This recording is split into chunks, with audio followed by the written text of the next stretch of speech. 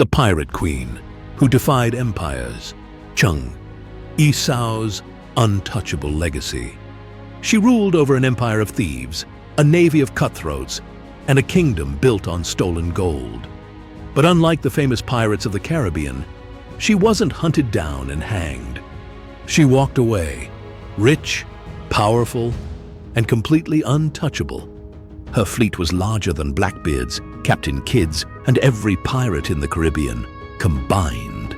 She faced off against the Qing Dynasty, the Portuguese, the British East India Company, and she won. But here's the strangest part.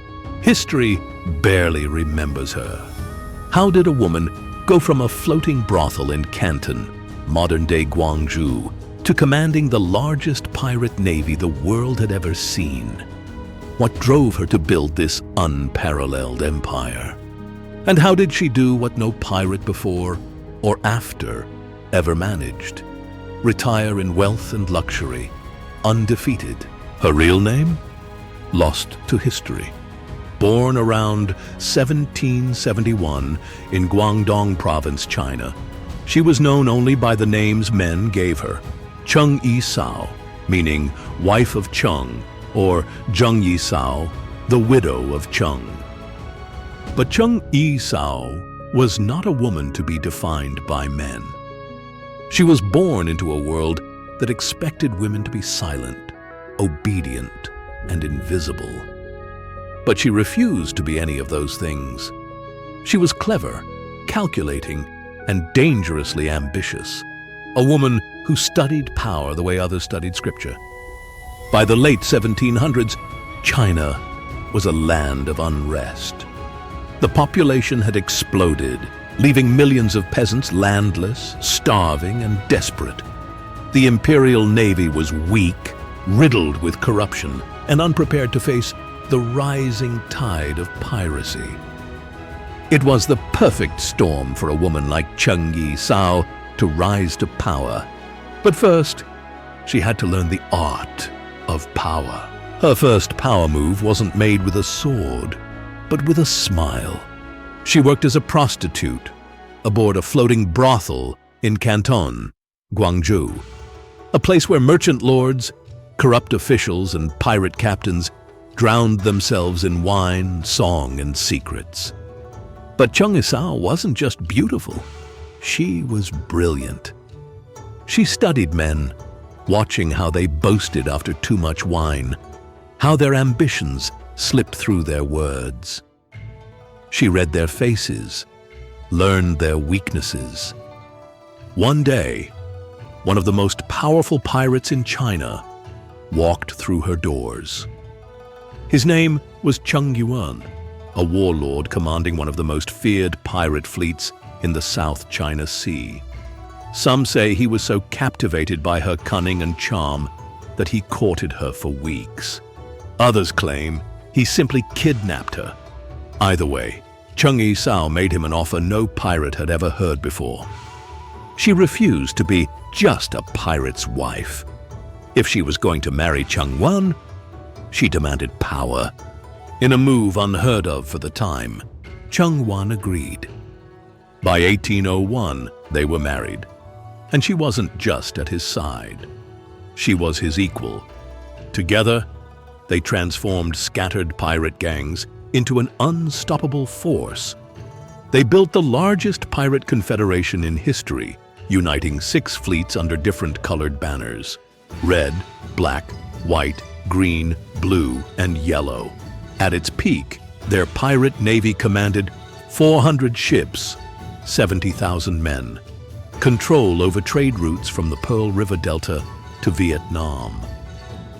But then, in 1807, tragedy struck. Cheng Yuan died suddenly. Some say in a storm, others whisper of assassination. Pirate empires do not survive without their leaders, but Cheng I Sao wasn't just going to survive, she was going to conquer. If she had been any other woman, she would have been pushed aside, ignored, or killed. Instead, she seized power with brutal efficiency. Her first move? she took command of the entire fleet. Her second, she ensured loyalty by marrying Chang Pao, her husband's adopted son and second in command. Some called it scandalous, others called it genius. Her third, she enforced absolute discipline. She created one of the most ruthless pirate codes in history. Disobedience meant execution immediately. All loot had to be fairly distributed, steal from the common fund, and you were beheaded. No pirate could harm or rape female captives, punishable by death. Allies were protected. Any pirate who stole from coastal villages was executed. One Western observer wrote, "Her word was law. No pirate dared to cross her, for they knew the penalty was swift and final." Her empire became so powerful that by 1808, the Qing Dynasty's imperial navy was helpless. Officers sabotaged their own ships rather than face her wrath. In one campaign alone, she destroyed 63 imperial warships in 6 months. She even began taxing coastal villages and merchants, forcing them to pay for protection. Her empire wasn't just piracy, it was organized crime on an industrial scale. In April 1810, she did something no pirate had ever dared. She walked into the governor's palace in Guangdong, completely unarmed, flanked only by pirate wives and children, and made her offer. A full pardon for herself and all her men, military commissions for her commanders, the right to keep 80 ships and 5,000 men as a private security force. Incredibly, they agreed. Her husband, Chang Pao, was made a colonel in the Imperial Navy.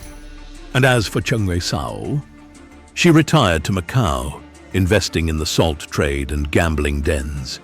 By 1839, at the start of the Opium Wars, some say Qing officials even consulted her on naval strategy. She died peacefully in 1844, one of the only pirates in history to die of old age, undefeated and richer than ever. Cheng I Sao did what no pirate, man or woman, ever managed. She built an empire, commanded the largest pirate navy in history, and defeated the most powerful nations of her time.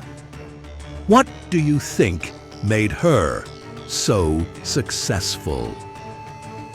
Let us know in the comments below. Like this video, subscribe for more legendary stories. Hit the notification bell so you never miss the next chapter of history. Stay curious, seek wisdom, and we'll see you in the next one.